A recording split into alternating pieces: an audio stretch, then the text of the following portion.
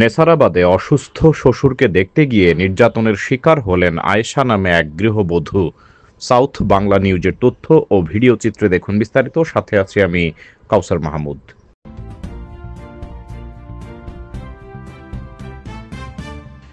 নেসারাবাদে অসুস্থ শ্বশুরকে দেখতে গিয়ে নির্যাতনের শিকার হলেন ২৯ বছর বয়সী আয়েশা নামে এক গৃহবধূ।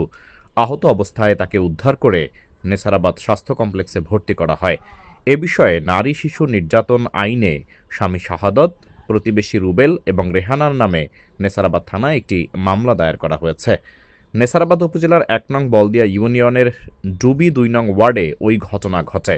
পুলিশ আয়েশার স্বামী শাহাদাতকে গ্রেপ্তার করে কোর্টে প্রেরণ করেছে। বাকিদের ধরার চেষ্টা চলছে।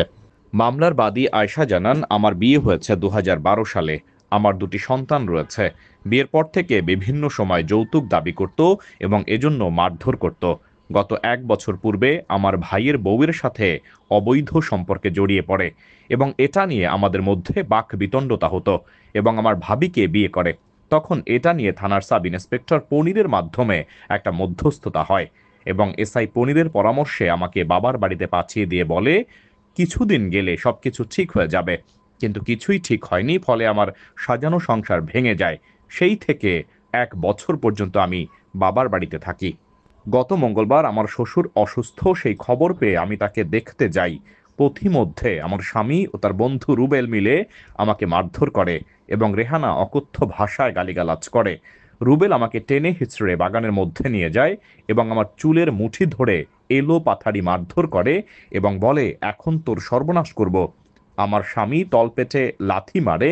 তখন আমি ডাক চিৎকার দিলে শিরিন, রিয়াদুল এসে আমাকে উদ্ধার করে হাসপাতালে নিয়ে যায়।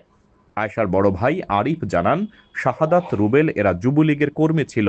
ক্ষমতার জোর দেখিয়ে অনেক কিছু করেছে। থানার এসআই পনিরকে দিয়ে সমাধানের নামে আমার বোনের সংসার ভেঙেছে।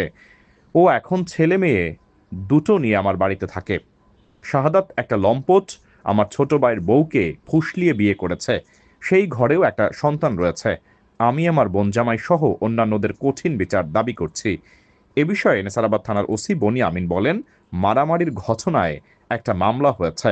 তার স্বামীকে ইতোমধ্যে গ্রেপ্তার করে কোর্টে প্রেরণ করা হয়েছে। বাকিদের গ্রেপ্তারের চেষ্টা চলছে।